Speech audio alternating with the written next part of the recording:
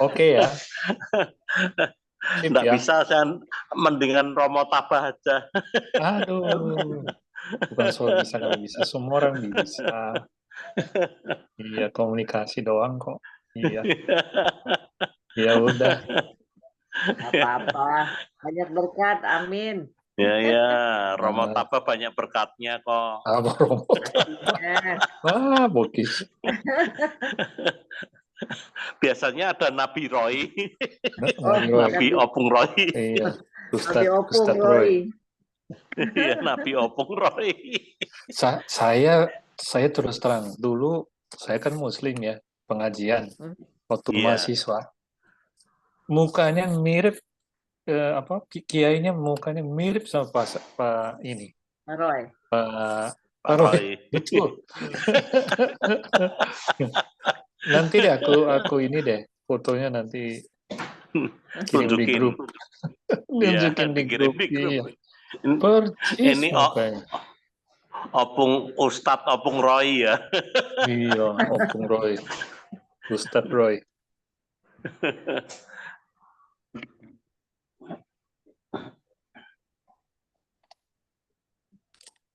Hari ini agak sepian ya jalan, masih libur ya ASN kayaknya. Iya, libur. Tapi di Kemayoran macet total. Ada PRJ. Oh, udah mulai ya PRJ itu? Iya, PRJ. Oh, iya. Kita males keluar-keluar kalau ada PRJ. Kebagian macetnya doang. Betul, iyalah. Aku belum pernah tuh ke PRJ di sana. Iya, jauh udah banget. Lama nih. Saya belum tentu setahun sekali, kadang 3 tahun, 4 tahun sekali. Dulu saya punya saudara. Dulu saya punya saudara, dia jadi direktur biasa ya di apa? Bukan ya PRJ ya. Jadi kami bisa masuk gratis di situ, jadi lewat belakang gitu. Iya. Terus ya tapi beliau sudah almarhum. Jadi udah puluhan tahun yang lalu saya pernah ke sana, tapi zaman apa sih ada lotre itu ya? Apa sih? Yang nyanyi-nyanyi. Ada undian. Iya, undian itu. Ada Apa namanya? Iya. Iya. Pada saat penutupan biasanya ada undian. Seru sih. Ada stand orang tua itu yang orang yang cebol itu joget-joget. Iya. Udah waktu kali ya. Itu. Ya. Kita tunggu atau? Ya, kita mulai aja ya. Udah jam 7 lewat.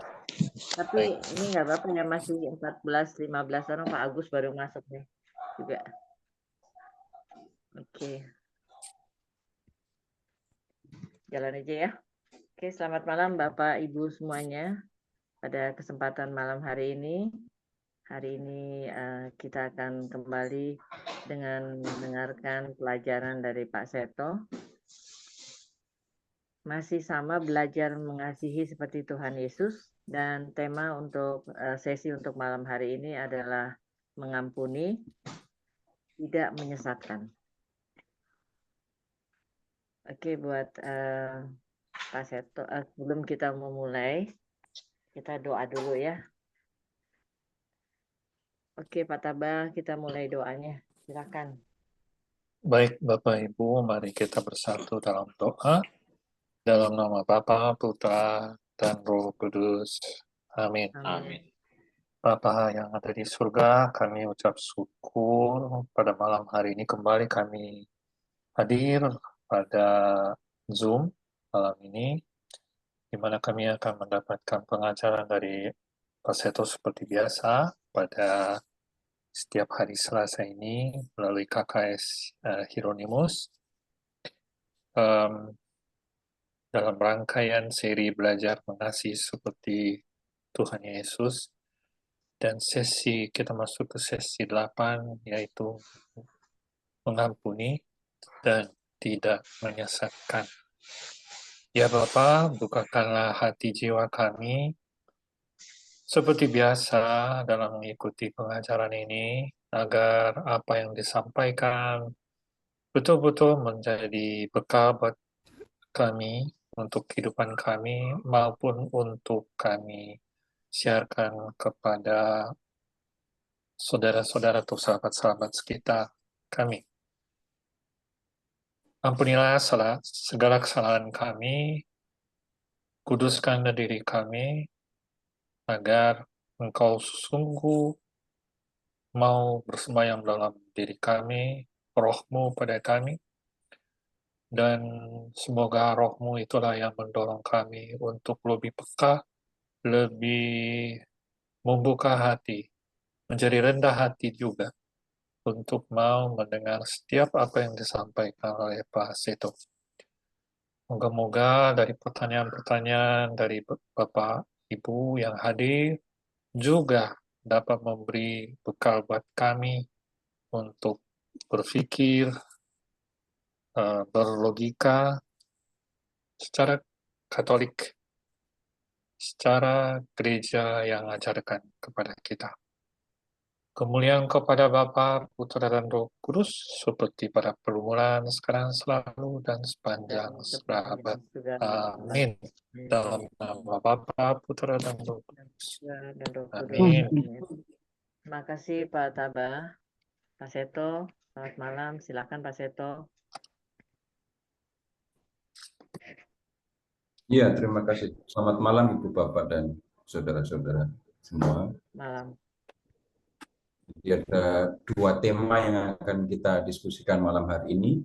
Jadi yang pertama itu tentang mengampuni, dan yang kedua itu tentang tidak menyesatkan. Begini dulu, dua hal ini juga merupakan perwujudan dari dari kasih kepada sesama ini. Jadi sederhananya, orang yang mengasihi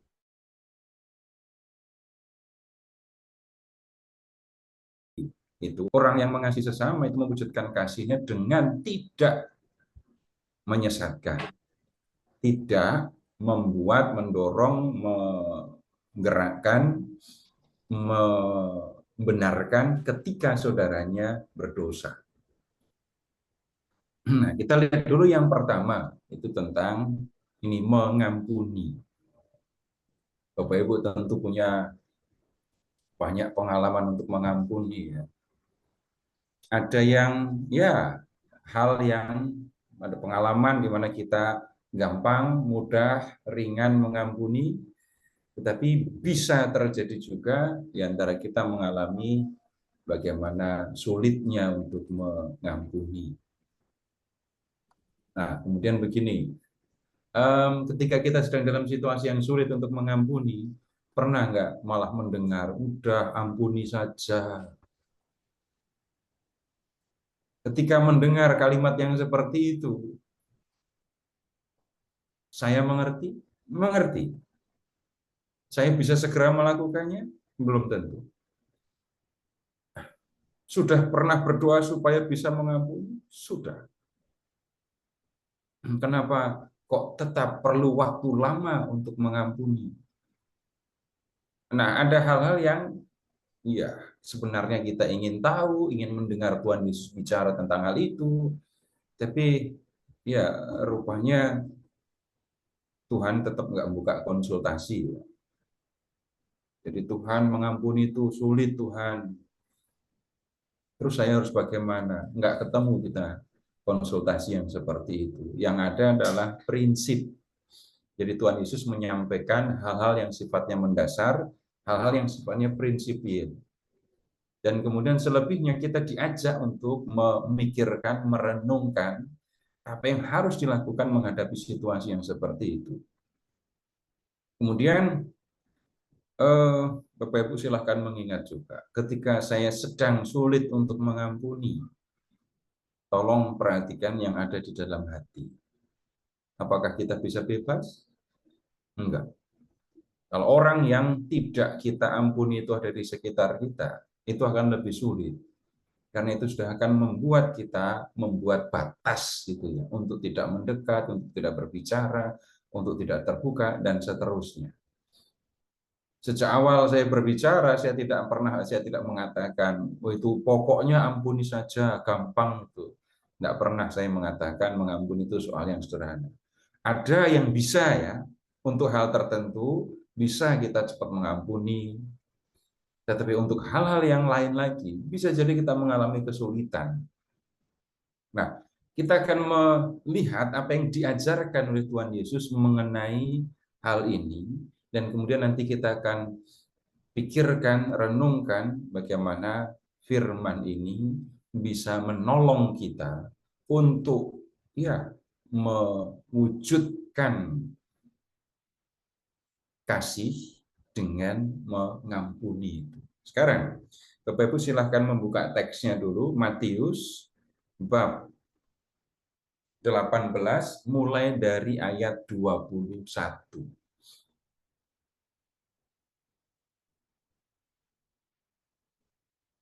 Matius bab 18 ya mulai dari ayat 21.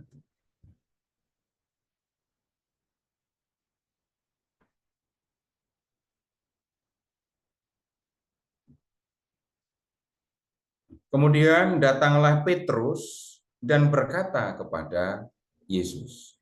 Petrus berkata kepada Yesus. Ini pertanyaan isi ucapannya ya. Tuhan, sampai berapa kali aku harus mengampuni saudaraku jika ia berbuat dosa terhadap aku? Apakah, itu ya, kalau dilengkapi kalimatnya, apakah sampai 7 kali? Jadi kalau dibuat lebih lugas, kalau ini Petrus, ada Petrus ya, satu orang namanya Petrus, kemudian ada saudara, satu orang saudara, gitu ya. Kemudian saudara ini bersalah kepada Petrus. Petrus mengampuni, ya. Kemudian saudara ini bersalah untuk kedua kalinya, bersalah untuk ketiga kalinya, sampai ke 7 kali. Petrus mengatakan, apakah aku harus mengampuni saudaraku ini sampai 7 kali? Kalau kita bicara apa adanya, mengampuni orang yang sama, ya, karena orang itu melakukan kesalahan kepada saya sampai 7 kali, dan saya diminta mengampuni 7 kali, itu sudah merupakan hal yang berat, itu sudah merupakan hal yang sulit. Sejauh saya berdiskusi dengan banyak orang, belum ada satupun yang mengatakan, mengampuni itu gampang saja, cuman gitu doang. Saya kayaknya belum pernah dengar kalimat kayak gitu. Kalau mengampuni orang yang sama sampai 7 kali, orang yang sama melakukan kesalahan kepada saya sebanyak 7 kali, dan sebanyak itu pula saya mengampuni, itu sudah hal yang sulit. Nah, kemudian Yesus menjawab di ayat 22. Yesus berkata kepadanya, bukan, aku berkata kepadamu, bukan sampai 7 kali, melainkan sampai 70 kali 7. Jadi 7 kali itu sudah sulit, Tuhan Yesus mengatakan 70 kali 7 sama dengan 70 kali 7 sama dengan 490 kali.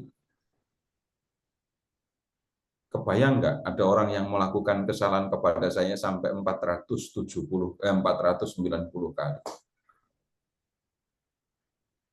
Seumur hidup Bapak Ibu pernah ketemu nggak orang yang bersalah kepada Bapak Ibu sampai 490 kali?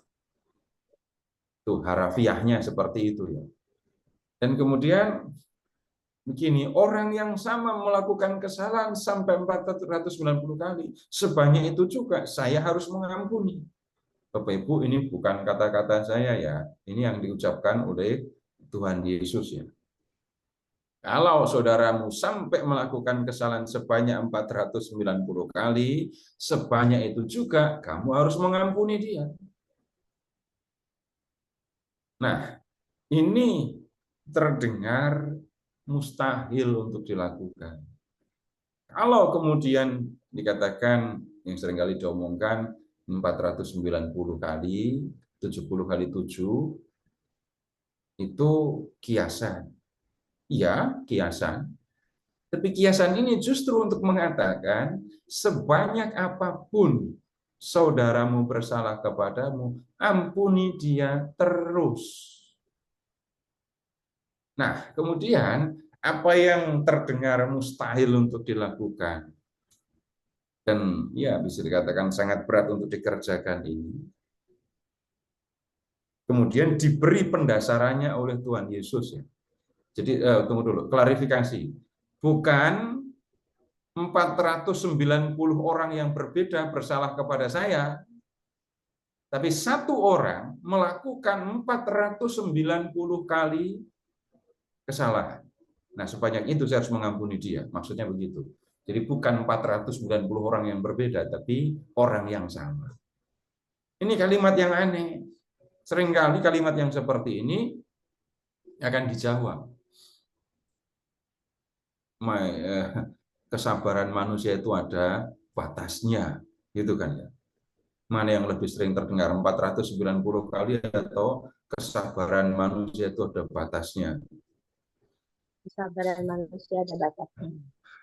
Dan kalau sudah mengucapkan kalimat seperti itu, orang bisa melakukan tindak lanjut, dan tindak lanjutnya itu seringkali bisa dipahami, bisa diterima oleh orang pada umumnya.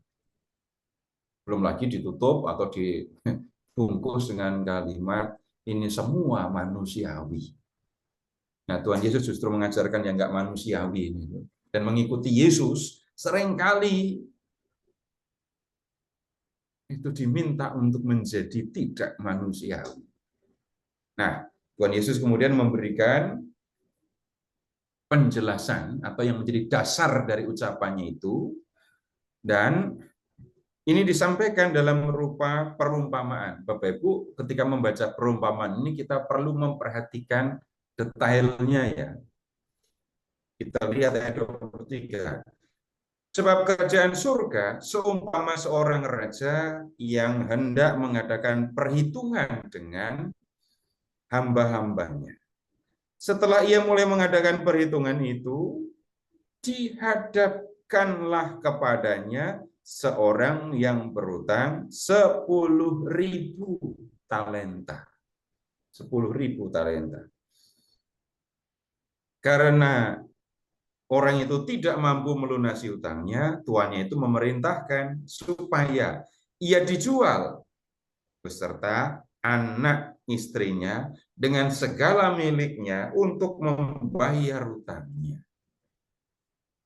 Lalu sujudlah hamba itu menyembah dia, katanya, sabarlah dahulu, segala hutangmu akan ku lunasi.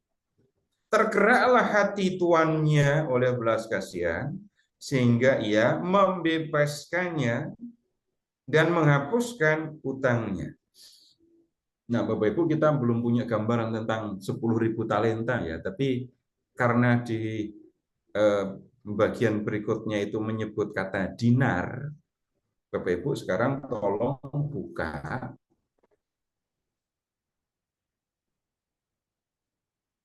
kamus. Tunggu dulu sebelum ke kamus. Silakan Bapak Ibu ke Matius 20. Matius 20. Di Matius 20 silahkan lihat ke ayat 2. Matius 20, lihat ayat 2. Apa yang dikatakan di situ? Berkaitan dengan dinar. Ya. Ia menyuruh mereka bekerja di kebun anggurnya. Jadi dari ayat ini menjadi jelas, 1 dinar itu adalah upah seorang pekerja harian untuk 1 hari kerja. Ya. 1 hari kerja, upahnya 1 dinar. 1 dinar sama dengan upah untuk 1 hari kerja. Nah sekarang baru tolong Bapak Ibu buka kamus Alkitab, kamus di belakang Alkitab itu ya. Lalu cari kata talenta dan jadikan dinar. Di kamus di belakang Alkitab. Lama-lama kan hafal kan udah berulang kali buka kata ini. 1 talenta sama dengan 6.000 dinar. 1 talenta Itu 6.000 dinar. Yang lain sudah menemukan di kamus. Jadi manfaatkan kamus itu. Di bagian di kamus di bagian belakang Alkitab. Bukan di luar Alkitab, di halaman belakang Alkitab sebelum peta itu. Itu ada kamus cari talenta. Nah, kemudian keterangannya 1 talenta sama dengan 6.000 dinar.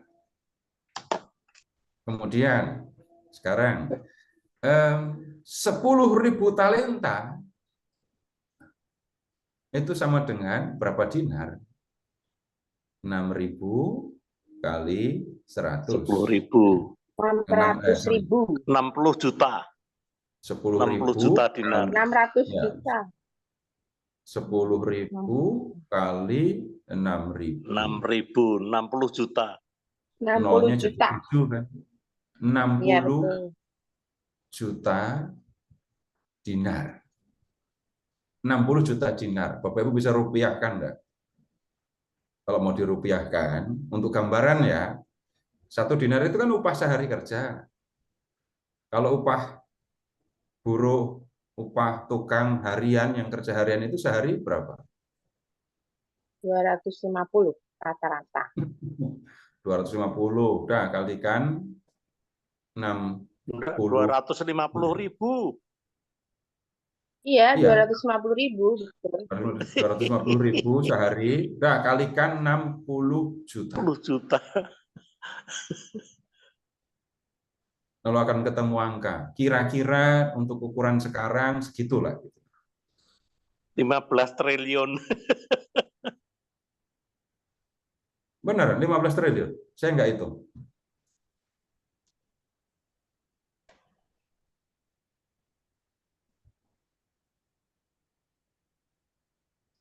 Benar, 15 triliun?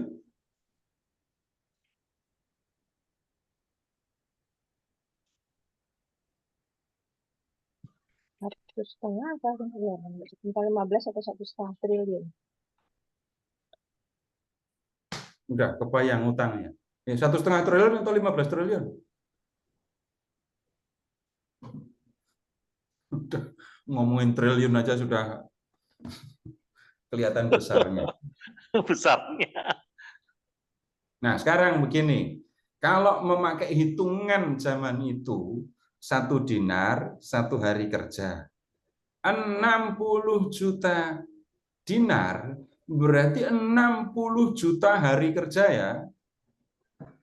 Atau itu sama dengan upah 1 tahun untuk berapa? Bagi 300. Untuk berapa orang? Jadi 60 juta dibagi 300. Ketemu berapa? 1 tahun hitung 6, 300 hari kerja. 600.000. 600.000 bagi 300. Iya. 200.000. Jadi itu upah setahun untuk 200.000 orang. Setahun untuk 200.000 orang. Kalau dihitung, itu untuk berapa abad 1 orang? Nah, kemudian yang kita perlu perhatikan ini, Bapak Ibu, utang dari orang atau hamba yang pertama ini sebenarnya nggak bisa dilunasi. Utang ini mustahil untuk dilunasi. Kalau kemudian lihat ke ayat 25, orang itu tidak mampu melunasi utangnya, tuannya memerintahkan supaya ia dijual. Bukan hanya dia, anaknya, istrinya, semua yang dimiliki, semua harus dijual untuk bayar utangnya. Itu kayaknya nggak sampai dah 10.000 talenta. Nggak sampai 10.000 talenta. Bapak Ibu kalau mau lihat harga 1 budak itu berapa, Bapak Ibu bisa lihat kisah Yusuf yang dijual ke Mesir. Laku berapa dia? Nggak akan banyak. Nah, kemudian di ayat 26, hamba itu nggak mau dijual. Nggak mau dia, istrinya, anaknya, propertinya dijual. Lalu dia bilang kepada tuannya, sabarlah dahulu. Semua utangku akan kulunasi. Omongan ini aja udah nggak masuk akal kan ya? Nanti sabarnya berapa lama melunasi utang sekian itu? Nggak bisa dia melunasi sebenarnya. Tapi kemudian Bapak Ibu lihat ke ayat 27. Tergeraklah hati tuannya oleh belas kasihan. Jadi tuan ya atau raja disebut di ayat 23 itu merasa kasihan terhadap hamba itu, dan lihat dia membebaskan utang hamba itu. Hutang yang sebenarnya tidak bisa dia lunasi itu oleh sang tuan dihapuskan, dianggap tidak ada. Wah, ini pasti senang sekali ya. Hutang yang tidak terbayar, lalu dikatakan kamu nggak punya utang lagi. Kalau dengar kalimat kayak gitu pasti senang sekali ya.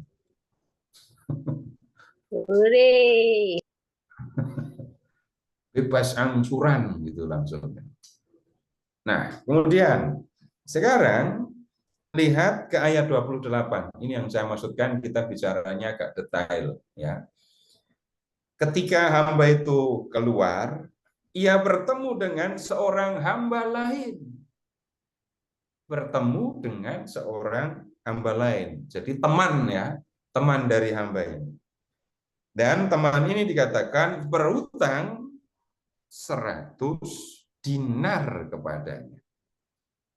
Ia menangkap dan mencekiknya. Katanya, bayar utangmu. Lalu sujudlah kawannya itu dan memohon kepadanya, sabarlah dahulu, utangku akan kulunasi. Namun ia menolak, lalu pergi dan menyerahkan kawannya itu ke dalam penjara sampai ia melunasi utangnya. Hutang temannya ini semua 100 dinar. 100 dinar. Jadi kalau dibandingkan dengan utangnya dia kepada raja, itu 1/600.000-nya aja. 1/600.000. Nah, kemudian lihat, hamba yang baru saja dibebaskan dari utangnya itu mencekik temannya sambil mengatakan, bayar utangmu. Nggak mungkin ngomongnya lemah lembut ini. Bapak Ibu ingat-ingat yang pernah mencekik sambil ngomong ya, mungkin nggak teriak ngomongnya, tapi penuh tekanan dan penuh emosi juga. Ngomong sambil mencekik itu kalau nggak percaya praktekkan lah. Dan isinya apalagi bayar utangmu. Ini jelas ada suasana yang nggak bersahabat, suasana yang tidak nyaman, bahkan suasana mengancam. Lalu lihat, kawannya itu bersujud di depan dia, lalu mengatakan, sabarlah dahulu, semuanya akan ku lunasi. Bapak Ibu, sekarang tolong lihat ke ayat 28. Ketika hamba itu keluar dari mana? Keluar dari bertemu sama raja.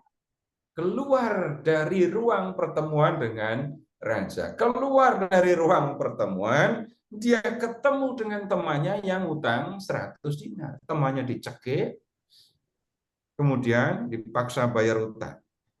Temannya itu, lihat Bapak Ibu ayat 29. Sabarlah dahulu, utangku akan kulunasi. Ucapannya sama enggak dengan yang baru saja dia ucapkan kepada raja? Isinya sebenarnya persis sama ya, pengalimatannya jadi berbeda. Semuanya, ada yang aneh ya. Kalau membaca terjemahan yang baru ya. Sabarlah dahulu, semuanya akan kulunasi. Yang 10.000 talenta tadi. Temannya mengatakan, sabarlah dahulu, utangku itu akan kulunasi. Jadi sebenarnya temannya ini baru saja mengucapkan kalimat yang sama dengan yang dia ucapkan kepada raja. Tapi raja mendengar hal yang mustahil dia lakukan, lalu menaruh belas kasih. Nggak masuk akal dia mengatakan semuanya akan kulunasi 10.000 talenta itu. Kalau disuruh sabar nggak tahu sabarnya akan berapa lama. Temannya mengucapkan sabar dahulu, utangku akan kulunasi. Cuma gitu ya, 100 dinar. Jauh lebih masuk akal ucapan temannya daripada ucapan dia sendiri. Tetapi dia tidak mau mendengar. Ya. Ayat 30. Namun ia menolak. Hamba yang berutang 10.000 talenta tadi menolak untuk sabar. Dan kemudian apa yang dia lakukan? Ia menyerahkan kawannya ke dalam penjara dan dibiarkan di dalam penjara sampai hutangnya lunas. Tapi pertanyaan bisa nggak terjawab. Nah, kalau dia ada di dalam penjara, terus lunasinya gimana? Ya, kita nggak ketemu jawaban yang langsung kita temukan di dalam teks ya. Tapi Bapak Ibu, dalam perumpamaan ini kita perhatikan perilaku hamba yang pertama itu. Nah, 31. Melihat itu, hamba-hamba yang lain sangat sedih. Lalu menyampaikan segala yang terjadi kepada Tuhan mereka. Kemudian Tuhan itu menyuruh memanggil orang itu dan berkata kepadanya, hai hamba yang jahat, seluruh hutangmu telah kuhapuskan karena engkau memohon kepadaku. Bukankah engkau pun harus mengasihani kawanmu seperti aku mengasihani engkau? Tuannya itu pun marah dan menyerahkannya kepada Al-Qudu sampai ia melunasi seluruh hutangnya. Enggak selesai. Nah, sekarang begini.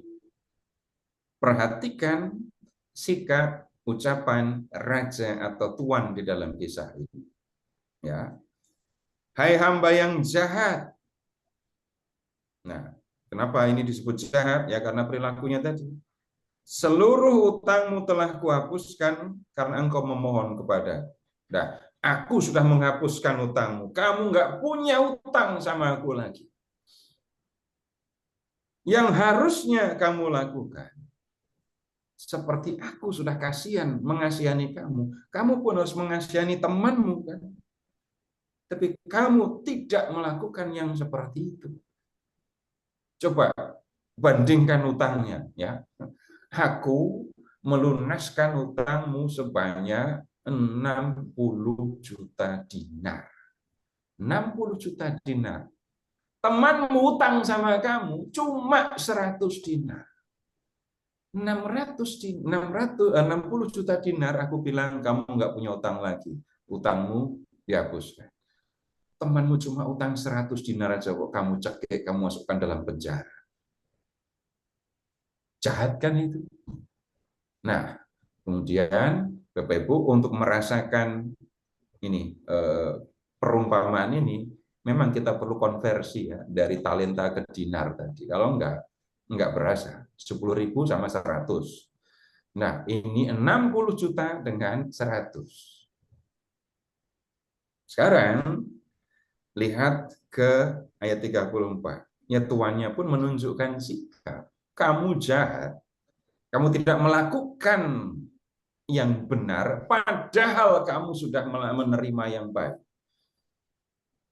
Kebaikan atau penghapusan hutang yang dilakukan oleh tuan atau raja itu kepada hamba yang pertama, itu luar biasa besar. kalau dia menghapuskan utang yang cuma 100 dinar, enggak seberapa, sama sekali tidak bisa dibandingkan. Nah, kemudian sekarang begini, Bapak Ibu, dalam kisah ini tadi, silahkan memperhatikan 3 tokoh yang utama ya. Yang pertama itu ada raja. Kemudian yang kedua ada hamba yang berutang 10.000 talenta. Dan kemudian ada hamba yang berutang 100 dinar kepada hamba yang pertama. Sekarang silahkan lihat ke ayat 35, di akhir perikop ini, di akhir perumpamaan Tuhan Yesus mengatakan, demikian juga akan diperbuat oleh Bapakku yang di surga terhadap kamu, apabila kamu masing-masing tidak mengampuni saudaramu dengan segenap hatimu. Nah, sekarang begini, di dalam ayat 35 ini, Tuhan Yesus bicara tentang mengampuni, ya, ada mengampuni. Kemudian Bapak Ibu silahkan ke ayat 21, ada dosa. Lalu perhatikan perumpamaan. Dalam perumpamaan ini, utang itu melambangkan atau menggambarkan dosa. Utang itu dosa. Kemudian pengampunan dosa itu digambarkan dengan menghapus hutang. Menghapus hutang. Jadi utang menggambarkan dosa, penghapusan hutang menggambarkan pengampunan dosa. Nah, kemudian dalam hal ini kita bisa melihat pengampunan dosa itu setara atau sama dengan menganggap orang yang berdosa itu sudah tidak berdosa lagi. Kalau memahami pengampunan dengan memperhatikan ayat ini ya. Kemudian ada Bapakku, ada kamu, dan ada saudaramu. Ada raja, ada hamba yang pertama, utang 10.000 talenta, ada hamba yang kedua, utang 100 dinar. Ada Bapa, ada kamu, ada saudara. Nah, raja yang menghapus 10.000 talenta utang itu tadi, itu menggambarkan Bapakku. Ya. Hamba yang berutang 100 dinar itu menggambarkan saudaramu. Dan hamba yang jahat yang berutang 10.000 talenta, yang mencekik temannya, memasukkannya ke dalam penjara, memaksanya membayar utang, itu melambangkan siapa? Kamu, itu kan? Kan saya sudah ulang-ulang, ada Bapa, ada hamba yang berutang 10.000 talenta, ada hamba yang berutang 100 dinar. Terus di ayat 35 ada Bapakku, ada kamu, ada saudaramu. Nah, yang raja yang menghapuskan utang tadi itu melambangkan Bapakku. Kemudian hamba yang utang cuma 100 dinar, tapi dicekik, dimasukkan dalam penjara, itu melambangkan saudaramu. Tetapi dan hamba yang jahat, yang utangnya besar sekali, nggak mungkin dilunasi itu tadi, tapi kemudian mencekik temannya, memasukkan temannya ke dalam penjara, itu melambangkan kamu. Gitu kan? Baca teksnya. Nah, kemudian apa maksudnya kalau begitu? Ingat, utang itu melambangkan dosa. pengampunan dilambangkan dengan penghapusan utang. Nah, kamu, ini kan ngomongnya sama Petrus tadi kan ya. Ini kan Tuhan Yesus ngomongnya ke Petrus kan. Nah, lihat kamunya itu jadinya pertama-tama menunjuk kepada Petrus dan teman-temannya. Nah, sekarang begini. Kamu yang menunjuk kepada Petrus dan lain-lain tadi ya, itu kan bukan orang yang tanpa dosa. Kalau memperhatikan diri sendiri, mereka akan tahu dosamu banyak. Dosamu kepada Tuhan itu luar biasa banyak. Tapi Tuhan mengampuni dosamu. Memandang kamu nggak berdosa lagi.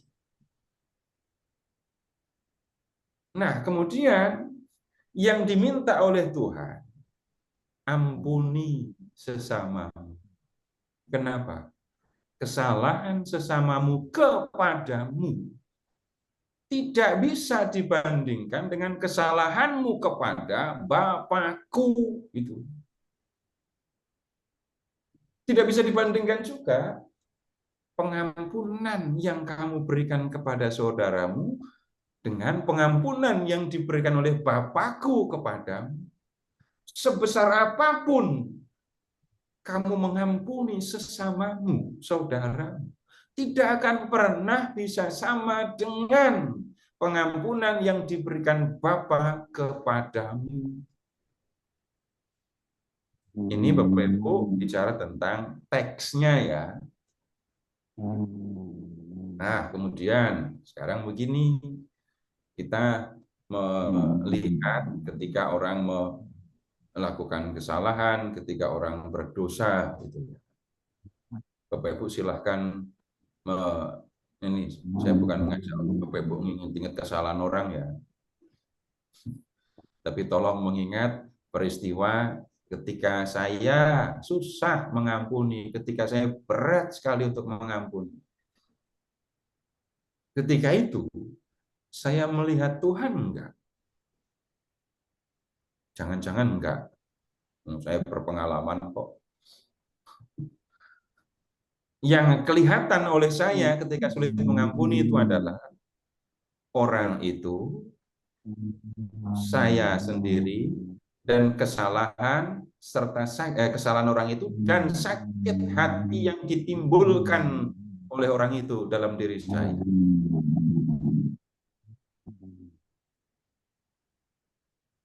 Jadi itu yang akan kelihatan ya.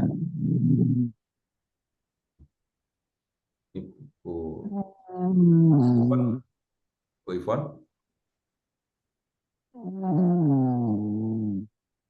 Bu Teresia. Ibu Ivon. Iya Pak. Yes. Ya. Ada yang bocor, Bu. Iya. Oh, tutup ya. Tidur. Oh, ada yang ketiduran. Siapa ya? Terbuka ya. Astaga. Oh, Elser Fitri kayaknya. Teresia. Teresia. Saya nggak tidur, Ibu. Ya. Bukan salah. Bukan. Selamat Bu Esther. Enggak, saya nggak tidur. Yang tidur Ibu Teresia. Iya, Oh, udah. sebentar. Ini saya tutup dulu deh. Bu Di Teresia ya. close, di mute ya. Aduh, gimana? Oke. Udah, lanjut. Baik. Oke, Pak. Sampai di mana ini tadi? Sampai perasaan itu perasaan bersalah, keselnya aja yang itu yang tertinggal. Ketika saya mengalami susahnya mengampuni, mungkin kalimat Ibu Esther tadi yang gampang untuk diingat ya. Yang kelihatan hanya orang itu dan keselnya hati saya akibat kesalahan orang itu, gitu kan ya? Itu lebih representatif mengungkapkan. Ya kan begitu. Kemudian di sisi yang lain Bapak Ibu, tiap hari doa Bapak kami kan ya. ampunilah kami seperti kami pun mengampuni yang bersalah kepada kami. Gitu kan. Antara yang saya doakan kepada Bapa dengan yang ada di dalam hati saya kok enggak nyambung tuh ya. Nah, kemudian sekarang begini, balik lagi ke suasana hati ketika saya sulit mengampuni. Yang tampak oleh saya dan mempengaruhi diri saya, bahkan nanti akan mempengaruhi mata saya, mempengaruhi bibir saya, mempengaruhi ucapan yang saya katakan. Itu adalah sakit hati yang ditimbulkan oleh kesalahan orang itu. Dan memang tidak bisa Bapak Ibu, untuk hal-hal tertentu kita nggak bisa disuruh, nggak bisa diperintah. Bapak Ibu, ayo lupa. Pernah dengar kalimat kayak gitu enggak? Mari kita lupa. Nggak bisa.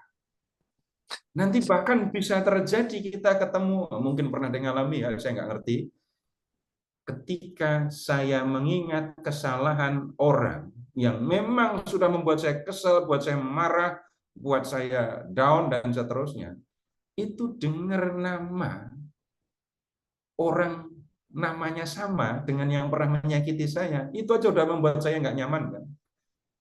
Jadi yang menyakiti saya namanya A, lalu entah di mana saya ketemu dan mendengar orang yang namanya A, cuma namanya sama, bisa masalah loh ya. Belum lagi kalau sampai mukanya mirip dengan yang pernah nyakitin saya. Wah, itu bisa jantung berdebar-debar. Dan kemudian di level berikutnya, bisa jadi saya nggak bisa akrab dekat dengan orang itu, entah karena namanya sama, entah karena mukanya mirip. Kalau Bapak Ibu nggak pernah mengalami, puji Tuhan. Ya, tapi kalau pernah mengalami, ya ingat saja, karena kita nggak bisa kemudian membuat diri kita lupa. Nah, kemudian itu situasi ketika orang sedang marah dan kemudian sulit untuk mengampuni. Kemudian yang disampaikan oleh Tuhan Yesus ini tadi,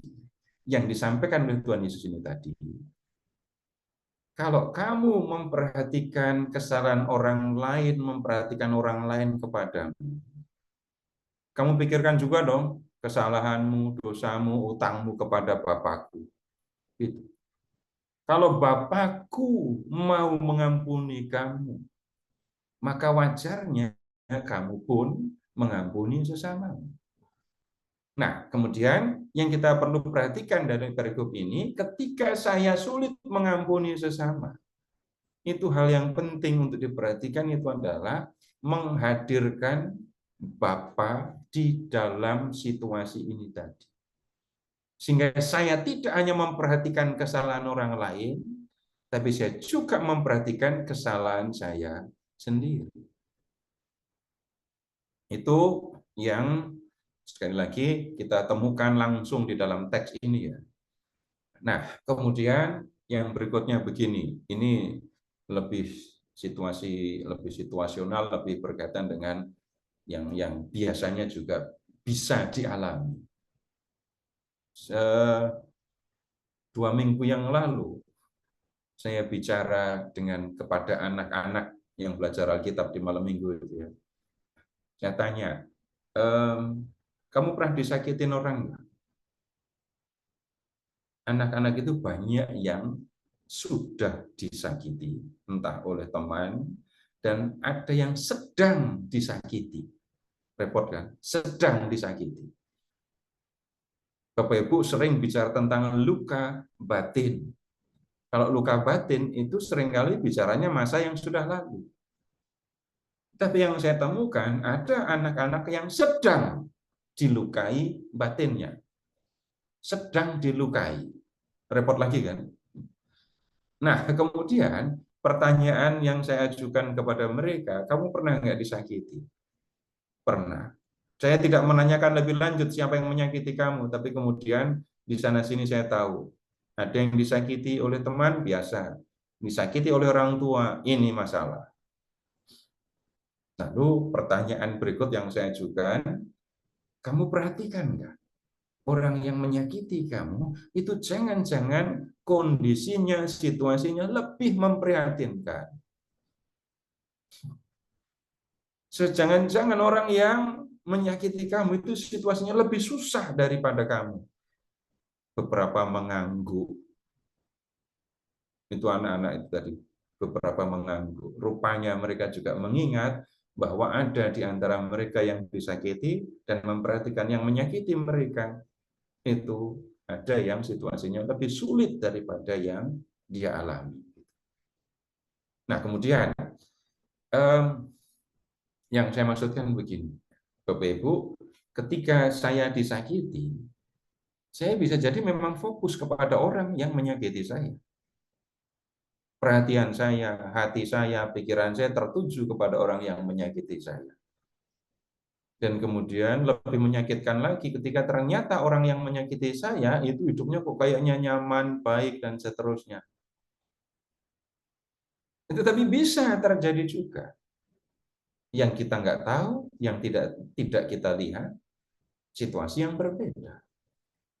Ya saya sih pengennya saya melihat, saya tahu orang yang menyakiti saya itu hidupnya celaka, sengsara, susah gitu. Itu yang ada di hati saya. Tapi entah dilihat, entah tidak, urusan seperti itu sebenarnya kan urusan Tuhan. Dalam hati cuma pengen aja ngeliat orang itu susah, iya saya tidak akan menyangkal yang seperti itu. Dan keinginan itu nggak bisa dibangkitkan, nggak bisa disuruh. Tapi bisa muncul begitu saja, pengen ngelihat orang yang nyakiti saya itu susah. Tapi kalau ini muncul, nah ini beban lagi untuk diri kita. Melihat orang lain kok senang, udah nyakiti saya, senang lagi, temannya banyak, duitnya banyak lagi. Lebih sedih lagi saya. Ketika suasana itu ada di dalam diri saya, maka yang terjadi adalah beban saya makin berat. Beban saya yang makin berat. Kemudian, lihat yang berikutnya. Kalau ada orang yang menyakiti saya, itu tunggu dulu. Kenapa orang itu sampai menyakiti saya? Pernah nanya enggak? Pernah bukan pertanyaan langsung, pernah memikirkan, mempertimbangkan mengapa orang ini atau orang ini menyakiti saya? Jangan-jangan kalau kita melihat, berusaha tahu dan tahu mengapa hal itu sampai terjadi, mengapa orang itu sampai menyakiti saya. Jangan-jangan beneran segera muncul rasa ini, kasihan. Misalnya ini contoh yang sering saya ucapkan karena memang gampang untuk dijadikan contoh. Kalau ada orang yang memfitnah saya, itu contoh gampang kan? Kalau ada orang yang memfitnah saya, itu sudah pasti orang itu tidak bahagia dengan dirinya sendiri. Tidak mungkin orang yang cukup bahagia dengan dirinya sendiri menyusahkan diri dengan memfitnah. Orang yang memfitnah sering kali karena iri hati. Orang yang iri hati itu kan orang yang tidak bahagia dengan dirinya sendiri. Orang itu harus mikirin saya, harus memperhatikan saya terus. Hidupnya dibebani oleh bayang-bayang ngeliatin saya itu. Jadi mulai dengan dirinya tidak bahagia, iri hati, fitnah, kemudian nyakitin saya. Nah, coba kalau diurutkan, orang yang kayak gitu kayaknya bukan orang yang layak dibenci, tapi layak untuk dikasihani. Karena balik lagi, sederhananya orang yang memfitnah itu biasa banyak ya karena iri. Orang yang iri dan memfitnah itu hampir bisa dipastikan tidak bahagia dengan dirinya sendiri. Ada orang iri yang pandai bersyukur. Kalau Bapak Ibu pernah iri hati, coba ingat-ingat ya. Sedang iri dan kemudian rajin bersyukur kepada Tuhan. Nggak akan ketemu. Nah, kalau begitu, menjadi lebih kelihatan. Oh, orang yang menyakiti saya itu sebenarnya bukan orang yang pantas untuk dibenci, tapi untuk dikasih. Belum lagi Bapak Ibu, ada hal-hal yang lain, Begini,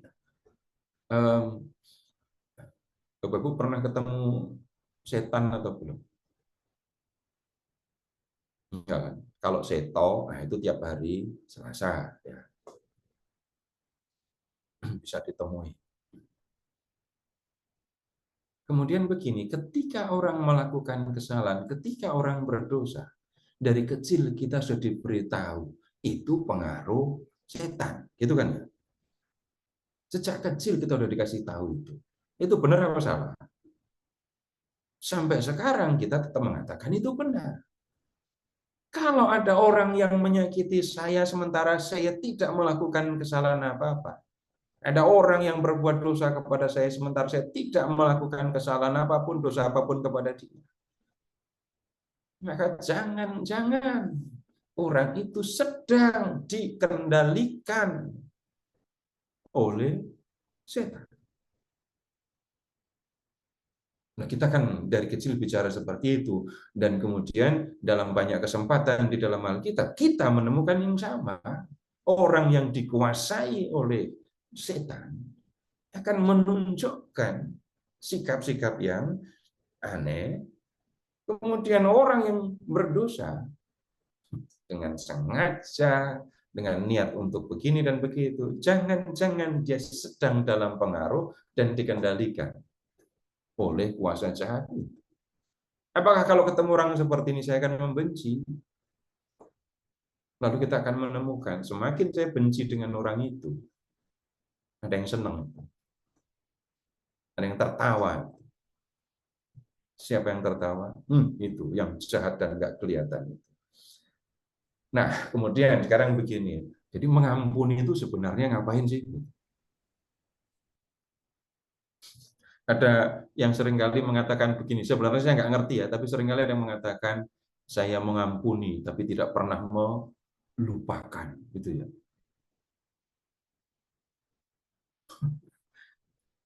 Nah sekarang begini, kata lupa itu sendiri sebenarnya kan kita perlu perhatikan. Sekarang begini, Bapak Ibu, yang pernah Bapak Ibu lakukan ya, saya berpikir, saya berusaha mengingat kesalahan orang lain kepada saya, atau saya sedang diam tiba-tiba ingat kesalahan orang itu. Mana yang pernah terjadi? Yang pertama atau yang kedua?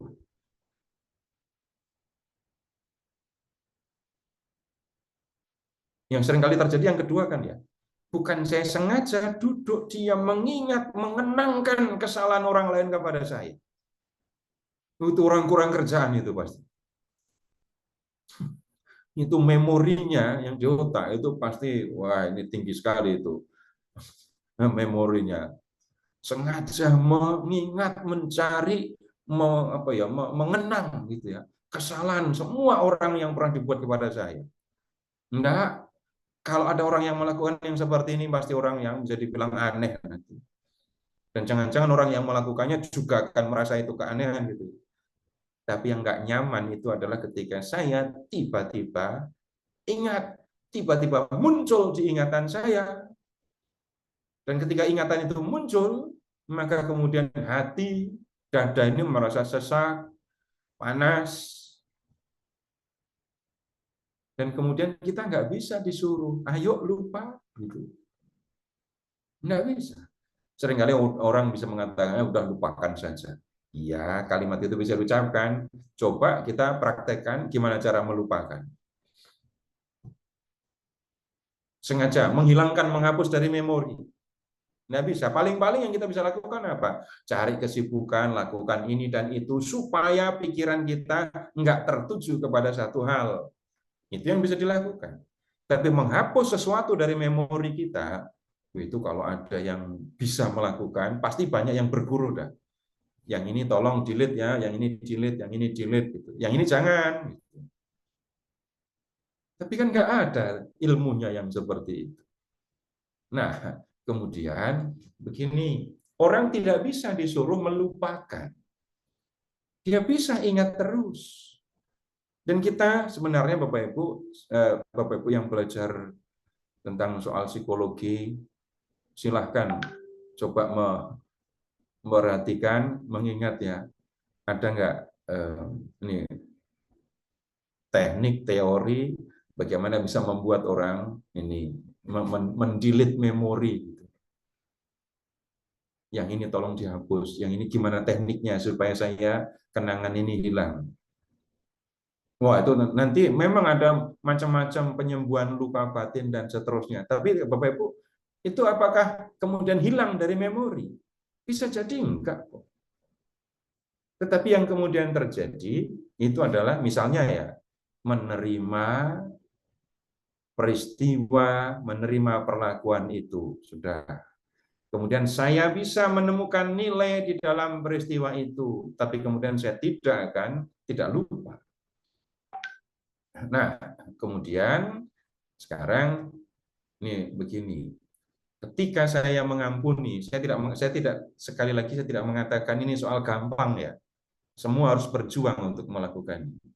Orang sudah bersalah kepada saya, kemudian saya mengingat Tuhan, mengingat kesalahan saya kepada Tuhan. Kemudian yang berikutnya, saya memperhatikan, saya pelajari mengapa orang itu melakukan kesalahan kepada saya. Itu hal yang bisa dilakukan. Kemudian jangan-jangan juga ada situasi di mana orang itu dipengaruhi oleh roh jahat. Kemudian mengampuni jadinya bagaimana? Mengerti itu semua, dan bisa jadi kemudian ketika kita bertemu, berjumpa dengan orang itu, atau di dalam pikiran bahkan memandang orang itu tidak lagi bersalah kepadaku. Kalau membaca, sekali lagi belajar dari yang dikatakan oleh Tuhan Yesus ini. Sehingga kalau saya memandang orang itu, entah sudah berapa kali dia bersalah, tapi saya mengerti itu semua, berdoa ini juga, dan kemudian memandang orang itu enggak salah. Maka kemudian sikap saya pun akan berbeda kepada dia. Dan kemudian yang berikutnya, kalau ngomongin keuntungan ya, ngomongin keuntungan. Kalau Bapak Ibu pernah dendam, pernah menyimpan marah, menyimpan jengkel, itu kan beban berat kan ya. Udah nggak usah cerita, saya juga ngalami kayak gitu, sama saja. Beban. Ini kalau yang menyakiti saya itu ke gerejanya hari Sabtu, enggak, saya enggak hari Sabtu dah, saya Minggu aja. Kalau kebetulan ketemu di gereja yang sama, kelihatan dia duduk di samping kanan, saya akan di samping kiri. Kalau dia jadi prodiakon, gimana? Coba, kemanapun, dimanapun kita harus memperhatikan orang itu ada atau tidak. Itu baru satu. Kalau yang nyakiti saya banyak. Udah nggak usah keluar rumah saja. Nah, Bapak Ibu, ini belum diskusi, belum tuntas ya, tetapi saya sampaikan kepada Bapak Ibu apa yang ada di dalam teks ini, saya sampaikan permenungan saya, dan kemudian ya, saya sekali lagi tidak mengatakan habis ini pasti beres, gampang semua, enggak. Semua tetap harus berjuang, dan ini kemudian hal-hal yang perlu kita perhatikan dalam urusan mengampuni ini. Baik, silahkan Bu Yvonne.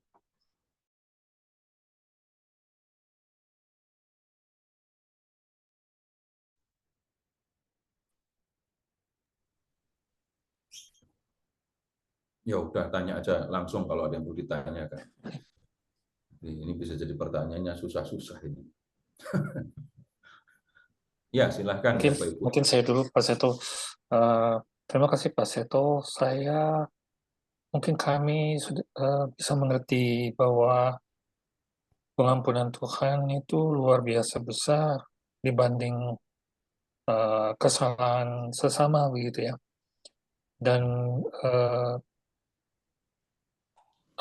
refleksi yang disampaikan Pak Seto menyadarkan saya pribadi untuk lebih memperhatikan orang lain, mempertimbangkan perasaannya, mungkin dia dikuasai apa, tapi namun kita mengampuni dia. Terima kasih Pak Seto. Mungkin selama ini secara manusiawi rekonsiliasi itu saya merasakan selama ini, dan ini mungkin kesalahan. Rekonsiliasi itu terjadi apabila yang bersangkutan itu mau membuka hati gitu. Nah, menunggu itu bisa lama ya, pasti. Mungkin sampai mati pun enggak gitu. Nah, dari apa yang disampaikan, jadi menyadarkan saya untuk ya membuka hati, lebih rendah hati terhadap orang lain, dan menerima padanya. Ya, terima kasih Pak Sito.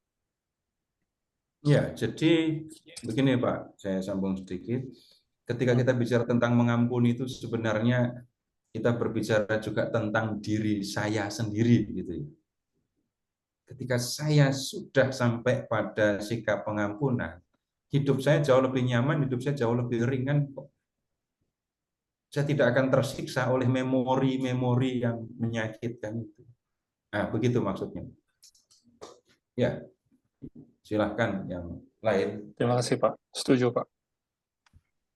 Pak Seto, kalau soal mengampuni itu sebetulnya atas usaha kita sendiri atau kan ada yang bilang kalau pengampunan itu kan suatu rahmat dari Tuhan ya Pak ya. Itu terus jadi gimana Pak? Selain kayak doa Bapa kami gitu terus kayaknya kan nggak begitu mempan ya. Terus apakah dari niat kita sendiri atau memang dari pertolongan Tuhan juga baru mampu bisa mengampuni orang lain? Makasih Pak. Baik, jadi dua sekaligus Tuhan menolong kita. Yang kemudian yang kedua, kita juga berusaha. Apa yang saya ajak Bapak Ibu untuk lihat ini tadi, ini bagian dari usaha kita. Tuhan mau menolong kayak apapun, kalau saya nggak mau ditolong, jadi pertolongan jadi tidak ada gunanya. Jadi sudah mau rumah sudah mau tenggelam, saya sudah mau tenggelam, tim rescue sudah datang untuk menolong, tapi saya nggak mau ditolong. Cuman teriak banjir, banjir gitu. Pertolongan sudah datang, tapi nggak mau.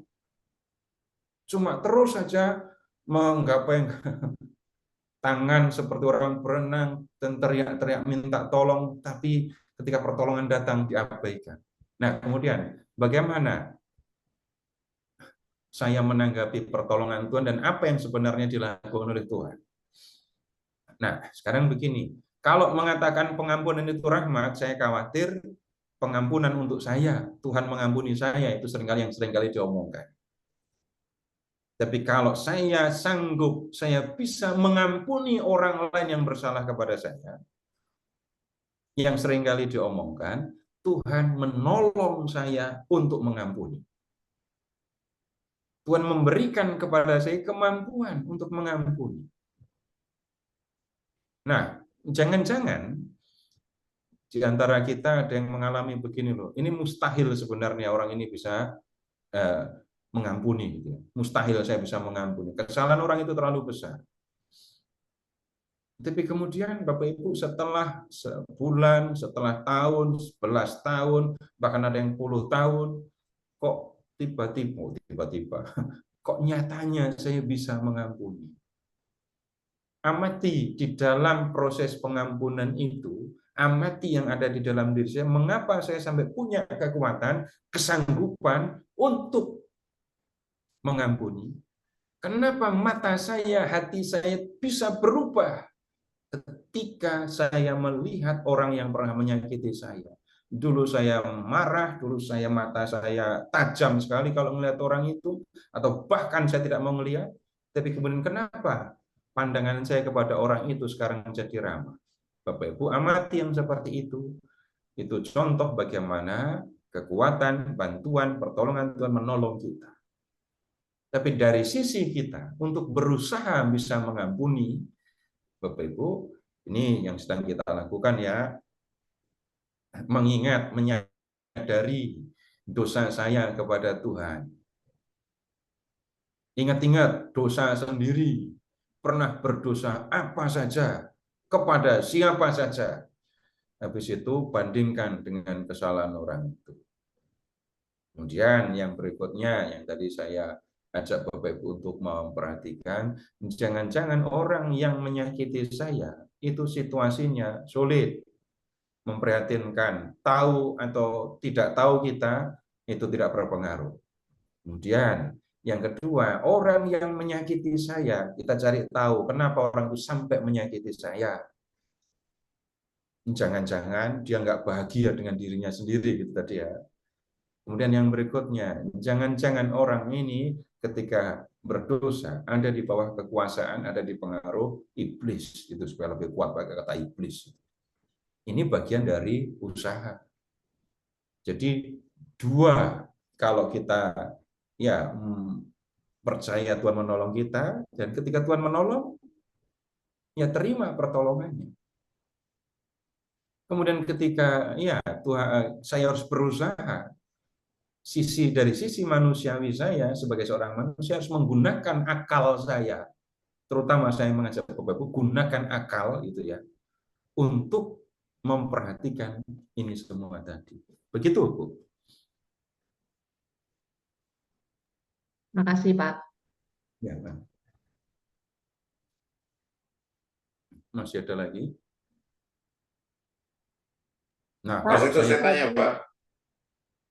Siapa duluan ini tadi? Saya duluan kali. Pas itu saya tanya, Pak, kalau dikaitkan dengan doa Bapa kami, lalu kita tidak bisa mengampunin orang, artinya ketika kita doa Bapa kami, kita sudah mengingkari doa Bapa kami itu sendiri. Kalau saya nggak berani mengatakan begitu, Pak. Kalau saya kemudian saya mengingkari doa Bapa kami, itu lebih sulit lagi untuk saya. Tapi ucapkan atau perhatikan ucapan di dalam doa Bapa kami. Ampuni kami seperti kami juga mengampuni. Nah, kemudian begini, apakah enggak sebaliknya doa itu kemudian menjadi motivasi saya untuk mengampuni orang lain? Kalau saya bicara lebih lanjut pakai bahasa sinis ya. Kalau saya berani minta ampun kepada Tuhan, tapi saya menolak untuk mengampuni sesama saya, kayaknya nggak pantas dah. Maka kemudian bagaimana caranya supaya menjadi ucapan saya layak di hadapan Tuhan? Saya minta pengampunan kepada Tuhan, maka saya pun mengampuni orang yang bersalah kepada saya. Saya memandangnya begitu, Pak. Saya nggak terlalu berani untuk menggunakan kata seperti itu. Terima kasih, Pak. Ya, Bu Ani malah marah tuh. Ibu Ani tadi sudah mulai berbicara, sekarang baik, kalau nggak ada lagi, sekarang kita ke Injil Markus ya. Kita lihat tema yang lain yang berkaitan dengan ini, tidak menyesatkan.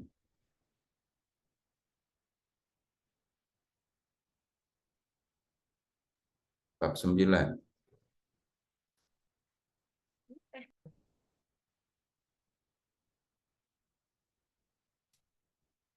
Markus bab 9 mulai dari ayat 42.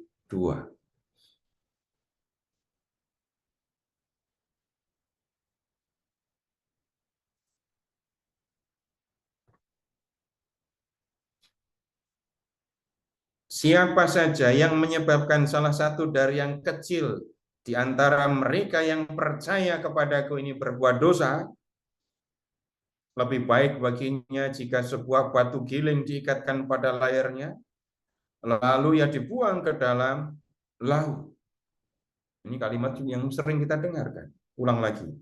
Siapa saja yang menyebabkan salah satu dari yang kecil di antara mereka yang percaya kepadaku ini berbuat dosa, lebih baik baginya jika sebuah batu giling diikatkan pada lehernya lalu ia dibuang ke dalam laut. Nah, kemudian perhatikan batu giling, batu kilangan. Terus diikatkan di leher. Boleh pilih mau batu kilangan kecil atau batu kilangan besar. Yang batu kilangan kecil diameternya 30 sampai 40 cm, tebalnya 10 cm, jadikan itu liontin. Nah, kecil kok.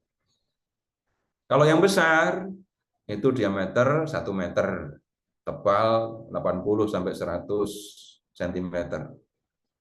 Nah, itu diikatkan di leher, lalu orangnya dilemparkan ke laut.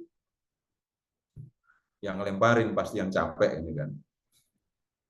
Tapi adanya batu kilangan, biarpun yang kecilnya di leher dan dilemparkan ke laut, itu sudah membuat orang ini tenggelam dan mati. Nah, itu yang layak dilakukan terhadap orang yang menyebabkan orang lain berbuat dosa. Menyebabkan orang lain berbuat dosa. Jadi Tuhan Yesus menegaskan kalau begitu ya, orang yang menyebabkan orang lain berbuat dosa itu adalah kesalahan serius. Kesalahan serius. Hukuman yang layak untuk dia itu adalah ditenggelamkan dalam laut gitu. Nah, kemudian yang sering kali menjadi objek penyesatan, yang sering kali menjadi korban orang-orang nggak benar ini, sampai orang ini berbuat dosa, itu adalah orang-orang yang dikatakan kecil. Kecil di antara mereka yang percaya kepada Yesus. Jadi yang sering kali menjadi korban itu adalah orang-orang yang dianggap orang-orang kecil dari antara orang yang percaya kepada Yesus. Nah, orang-orang kecil di antara orang yang percaya kepada Yesus itu yang bagaimana? Dan kemudian bagaimana juga menyebabkan orang-orang itu berbuat dosa. Itu yang kita perlu pertimbangkan, itu yang kita perlu pikirkan. Begini, saya gunakan ilustrasi yang biasa diomongin orang ya. Ketika orang berbuat dosa, kemudian ada yang mengatakan enggak apa-apa, atau itu manusiawi. Perhatikan kata manusiawi. Di balik kata manusiawi itu kan kemudian menjadi ada pembenaran kan ya. Namanya juga manusia. Wajar kalau berdosa. Perhatikan kata wajar sebagai manusia. Ini kalimat-kalimat yang ini minta maaf saya pakai contoh-contoh yang ekstrem tapi pernah masuk ke telinga saya soalnya ya. Ketika orang mengatakan gini, ngomong kesetiaan di dalam hidup berkeluarga ya, itu kan Tuhan menghendaki supaya orang laki-laki, suami atau perempuan istri hidup setia kan ya dalam keluarga. Tapi Bapak Ibu ada ini sekali lagi yang masuk ke telinga saya pernah dengar kiasannya, masa tiap hari makan sayur asem terus.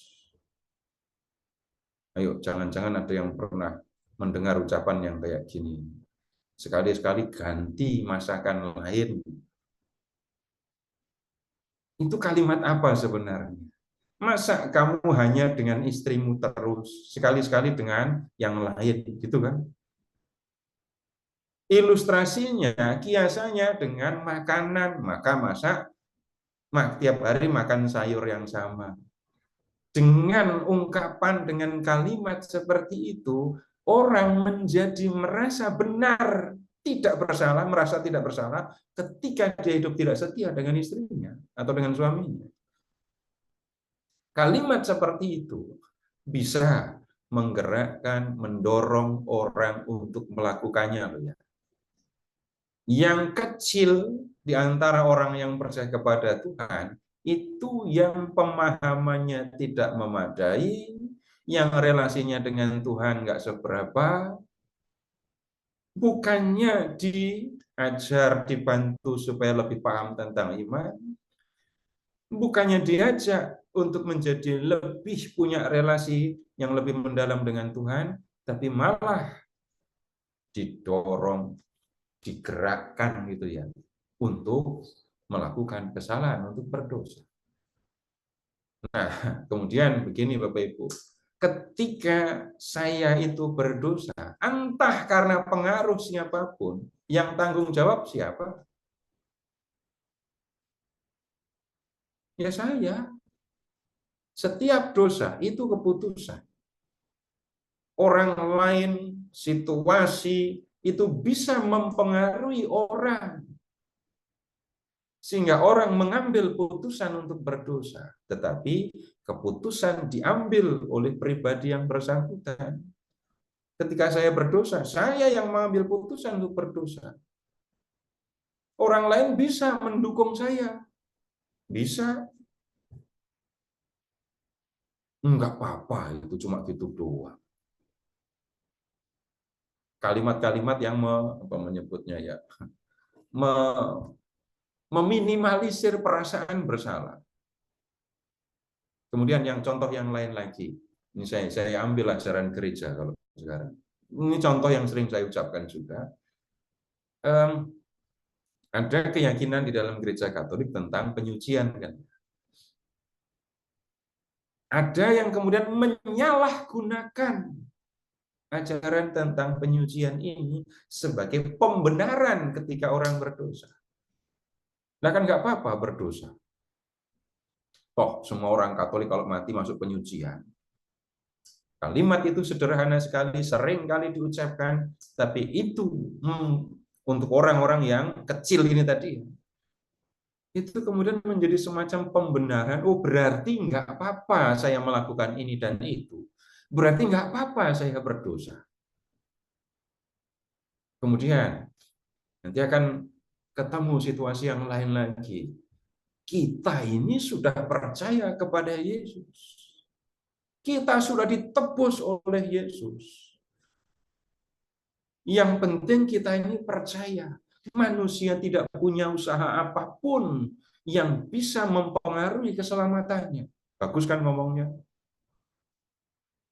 Tapi kalau begitu, nanti ketemu orang yang dalam arti tertentu kecil, lemah ini tadi ya, maka artinya bisa berbeda. Oh kalau begitu, nggak apa-apa. Melakukan kesalahan, nggak apa-apa berdosa. Saya sudah percaya kepada Yesus, kalau Yesus sudah menebus saya, dan Tuhan sudah mengatakan kok, yang akan selamat adalah yang percaya kepadaku. Kita ketemu, kita amati ya, orang kemudian berpikir, enggak apa-apa berdosa, yang penting percaya.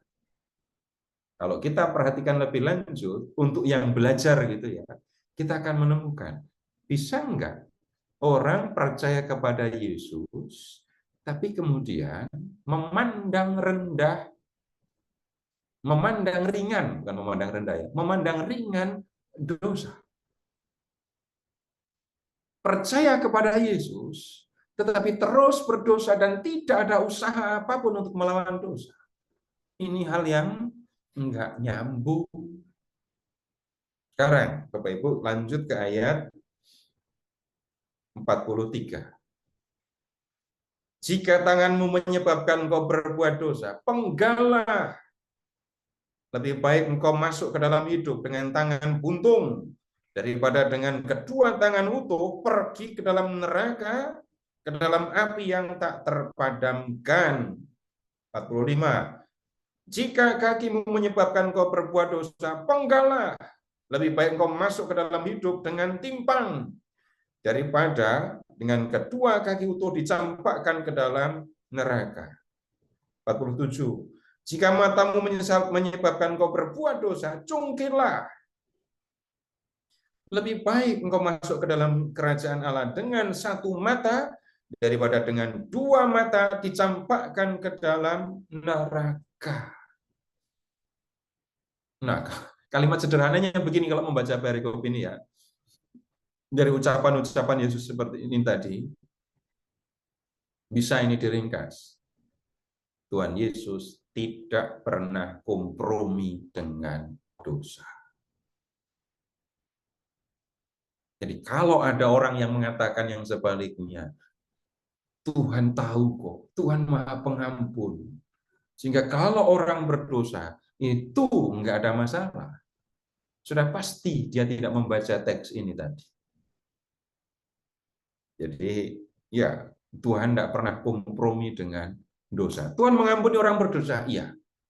Tujuannya untuk apa? Supaya orang tidak dikuasai oleh dosa. Bukan supaya orang terus berbuat dosa. Kalau begitu Tuhan nggak konsisten dong. Tuhan sendiri sudah mengatakan mengampuni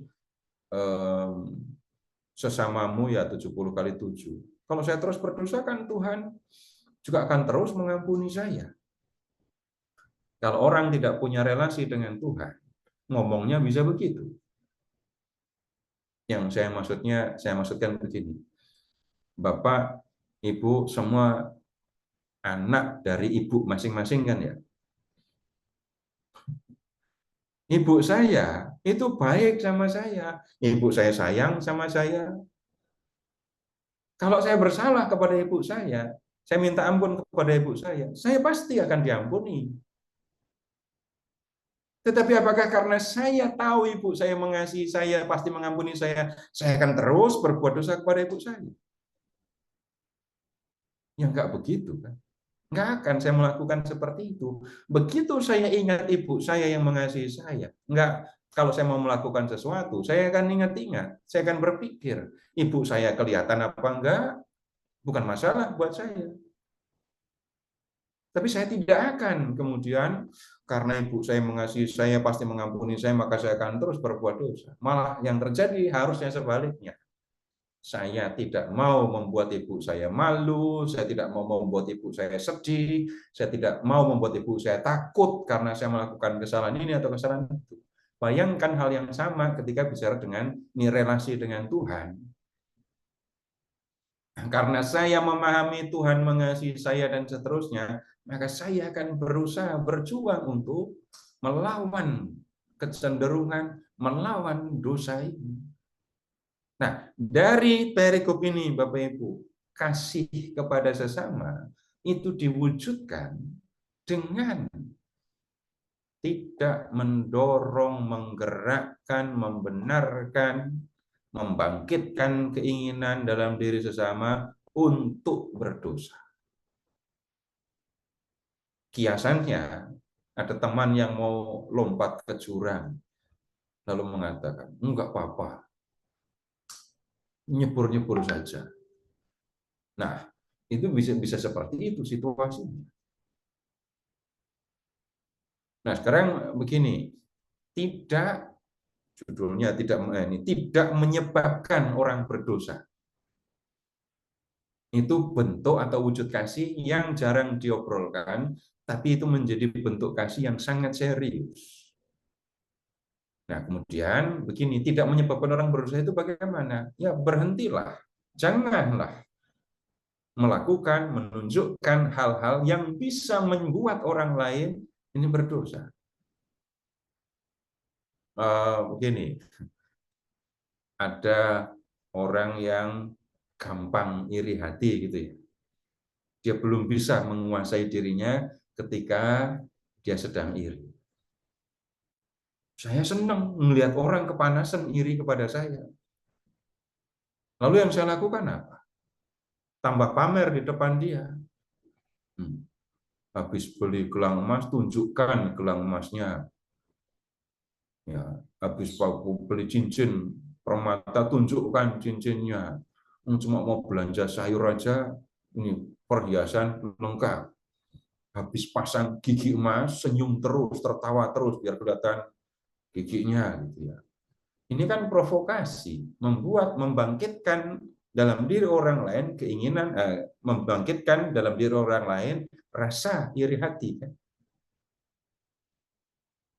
Kelihatannya saya nggak ngapa-ngapain. Iya, tunggu dulu. Apa yang aku lakukan bisa menggerakkan, mendorong orang lain.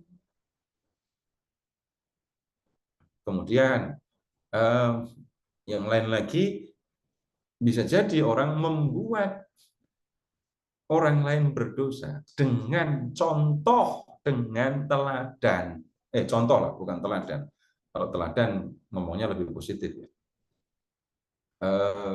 Begini, ini tanggung jawab seringkali ada di antara atau dalam diri orang-orang yang dipandang bukan merasa diri ya, dipandang terkemuka di dalam gereja di antara umat. Entah ketua lingkungan, prodiakon, guru agama, gitu ya. Kalau pengajar kitab suci enggak, gitu ya. Karena ketemunya online. Kalau di dalam kehidupan warga lingkungan, warga paroki, gitu ya. Kemudian orang melihat para pemuka umat ini melakukan hal yang negatif. Orang kemudian bisa mengatakan, wah itu pemuka umat aja kayak gitu. Seolah-olah kemudian kalau pemukanya seperti itu ya umatnya enggak apa-apa. Untuk yang kuat, untuk yang besar enggak akan terpengaruh. Yang menjadi masalah justru ketika ketemu orang-orang yang dalam arti tertentu kecil, lemah imannya, gitu aja ya kalimat yang gampang. Melihat tokoh-tokoh umat kayak gitu kelakuannya, jadi malas ke gereja. Melihat perilaku orang-orangnya seperti ini di dalam gereja, lu berpikir, ngapain jadi orang Katolik malahan? Ada yang sampai ke level itu, kecewa dengan orang ini, kecewa dengan orang itu. Karena memang salah loh ya. Karena memang hidupnya nggak benar, itu bisa membuat orang lain kecewa dan nggak mau percaya lagi kepada Tuhan. Nah, Bapak Ibu, ini supaya saya nggak membuat Bapak Ibu mengutuk saya nanti ya. Sudah jam 8:30 saya harus berhenti. Terima kasih, selamat malam. Terima kasih Pak Seto untuk pembahasan malam hari ini. Oke Bapak Ibu sekalian, terima kasih sudah bergabung dan kita tutup ya sesi ini dengan doa dulu terlebih dahulu. Silakan Pak Tabah. Baik, terima kasih. Saya akan doa sesudah membaca Alkitab. Ini doa yang saya dapat dari Pak Seto. Ini saya kira bisa digunakan untuk setiap pengajaran, kalau berkenan. Malam ini saya akan membaca, mungkin teman berdoa maksud saya, tapi teman-teman bisa ikuti dengan seksama. Bisa juga dibaca di grup juga, di grup Hieronymus. Mari kita berdoa dalam nama Bapa, Putra, dan Roh Kudus. Amin. Ya Allah, Bapa kami telah mendengarkan firman-Mu. Kami bersyukur atas Roh Kudus yang telah membimbing kami untuk memahami firman-Mu. Bantulah kami agar firman yang Kau taburkan dalam diri kami tumbuh dan menghasilkan buah yang melimpah. Kobarkanlah dalam diri kami kasih kepadamu dan kasih kepada sesama, supaya kami semakin mengasihi Engkau dan semakin mengasihi sesama kami. Demi Kristus Tuhan dan Penyelamat kami. Amin. Dalam nama Bapa, Putra, dan Roh Kudus. Amin. Terima kasih Pak Seto. Terima kasih Pak Seto. Terima kasih Pak Joni. Terima kasih Pak Seto. Terima kasih Bu Ivon. Terima kasih Bu Ivon.